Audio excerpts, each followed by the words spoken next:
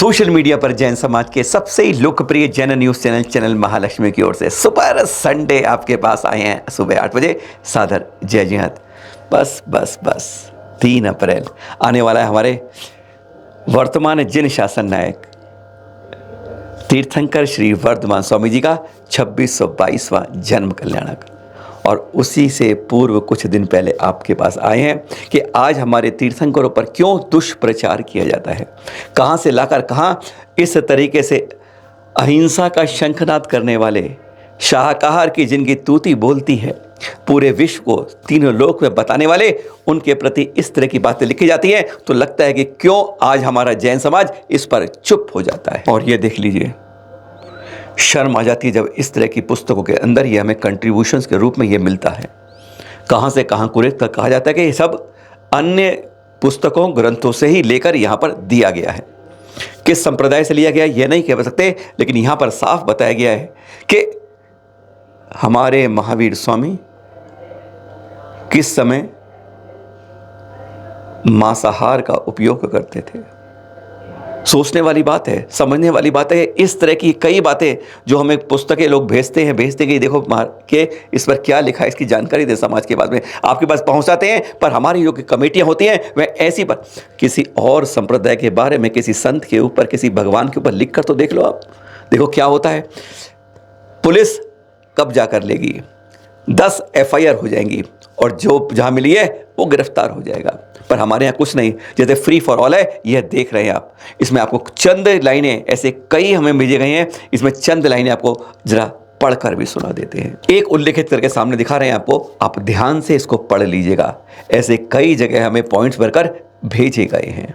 यहाँ पर दिखाया गया है, जिसके द्वारा इस धर्म की शुरुआत हुई, द फाउंडर ऑफ दिस, यानी यहां पर महावीर स्वामी जी को बताया गया कि जैन धर्म की शुरुआत, यानी पहली बात हम आदिनाथ से लेकर पारसनाथ 23 तीर्थंकरों जैसे इतिहास को भुला दिया था। और कहते हैं वो ही was using the meet by the founder, यानी कहां से कहां जोड़कर किस बात से उन्होंने कहा, यह सब हमने प्रमाणिक रूप से लिए हैं। पता नहीं कहां से इस तरह से हमारे बारे में, हमारे तीर्थ बारे में इस तरह की बेहुदा बात करती हैं। दूसरे पहरे में बताई गई है कि महावीर स्वामी ने एक अपने शिष्य को भेजा था उस महिला के पास, और फिर उस महिला से शिष्य ने क्या कहा था कि आपने 2 कबूतरों के शरीर को परोस कर दे दिया तैयार करके मुझे, पर यह नहीं चाहिए क्योंकि मुझे इसके अलावा कुछ और चाहिए। हाँ, जो कल का बच गया था ना, वह जो बिल्ली ने मारा था उस मुर्गे के मांस का, वही दे दो, आज मुझे उसी की आवश्यकता है। और नीचे लिखते हैं कि फिर उनके, यानी महावीर स्वामी के शिष्य, उनके आदेश पर वह लेकर आते हैं और उस मुर्गे के मांस को खाया जाता है महावीर द्वारा, और वह ठीक ही उनकी तबीयत सही हो जाती है। कुछ इस तरह की भ्रामक, गलत, पूरी झूठ, मिथ्या के रूप में छपती हैं तो बड़ा भ्रामक लगता है। क्यों हमारी कमेटियां इन पर कार्रवाई नहीं करती हैं? क्यों इनके ऊपर FIR दर्ज नहीं होती है? क्यों नहीं इसके बारे में समाज में आगे आवाज उठती है कि इस तरह की पत्रिकाओं का इस तरह का बहिष्कार किया जाए और इन सबको जब्त किया जाए? और अब एक और बात, हमारे वर्तमान जिन शासन नायक महावीर स्वामी जी का 2622वां जन्म कल्याणक, 4 अप्रैल की सार्वजनिक अवकाश, एक ही छुट्टी मिलती है और वह 4 की दी है सरकार ने। लेकिन जो हमारे सब लोग कहते हैं, हम भी कहते हैं, यह 3 अप्रैल की है। सरकार क्या गलत कर रही है? जी हाँ, इसमें गलत कर रही है। हमारी तिथि 3 अप्रैल को शुरू हो जाती है त्रयोदशी, जो अगले दिन 7 बजे तक है। 6 घड़ी और बात लेंगे तो वह त्रयोदशी नहीं मानी जाती है। दलील दी जाती है कि उत्तरा फाल्गुनी नक्षत्र के अंदर हमारे तीर्थंकर बालक का जन्म हुआ था, वह 4 को पड़ता है, इसलिए कर ली जाए। पर नक्षत्र तो अलग अलग होते हैं, कभी आगे पीछे होते रहते हैं, हमेशा तिथि का महत्व होता है। अब हमारी बात पर विश्वास नहीं, यह केंद्र सरकार ने तो कर दी, सार्वजनिक अवकाश कह दिया, भाई 4 को रहेगा। समझाते कई पत्र लिखे हैं, सबसे पहले चैनल महालक्ष्मी की ओर से गया, उसके बाद और संस्थाएं भी अब फरवरी से जागी हैं, पर केंद्र सरकार से कोई हमारी बड़ी कमेटी ने अभी तक उचित कार्रवाई नहीं करी है। वहां पे विभाग में बात करते हैं, कोई भी हमारी तरफ से एक प्रकार से मेमोरेंडम लेके नहीं पहुंचा है। राजस्थान सरकार ने चेंज कर दिया है, गुजरात सरकार ने चेंज कर दिया है, मध्य प्रदेश में लगभग स्वीकृति मिल रही है, शायद पश्चिम बंगाल में मिल जाए। इस तरह टुकड़ों में राज्यों में कर रहे हैं, पर हमने उचित जगह पर अभी कोशिश नहीं की है।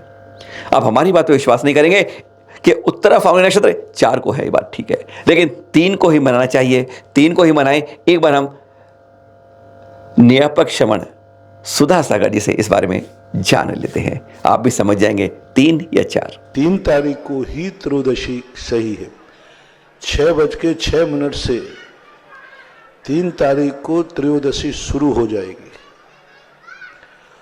और दूसरे दिन मात 7 बजे के पहले पहले ही 4 तारीख को 7 बजे के पहले पहले ही त्रयोदशी खत्म हो जाएगी। और आपके कार्यक्रम 7 बजे के पहले शुरू होते हैं कि बाद में? तो 4 तारीख को त्रयोदशी बचेगी ही नहीं, चतुर्दशी लागू हो जाएगी 7 बजे के लगभग। और जो 3 तारीख को है सुबह 6:06 से शुरू होगी त्रयोदशी, पूरे दिन भर है, पूरी रात भर है, ऐसा मानना चाहिए। और रात भर है, दूसरे दिन सुबह तक भी थोड़ी देर रहेगी, इसलिए 3 तारीख को ही महावीर जयंती मानना चाहिए। 4 तारीख का जो भ्रम आया है उसका भी कोई ना कोई संकेत तो होता है।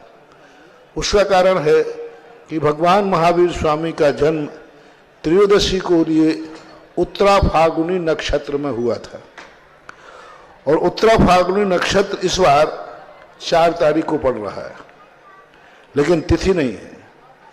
तो हमारे यहाँ नक्षत्र के अनुसार हम किसी भी तीर्थंकर की तिथि कार्यक्रम नहीं मनाते, मना भी नहीं सकते, क्योंकि नक्षत्र आगे पीछे होते।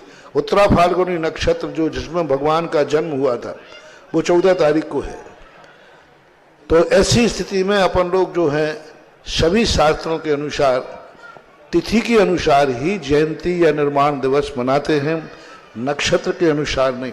अन्यथा कई बार दिवाली सिंह लग्न में स्वाति नक्षत्र तो रात के 12 बजे पड़ती है, तो 12 बजे लाडू चढ़ेगा क्या? तो अपन को तिथि देख लेना चाहिए।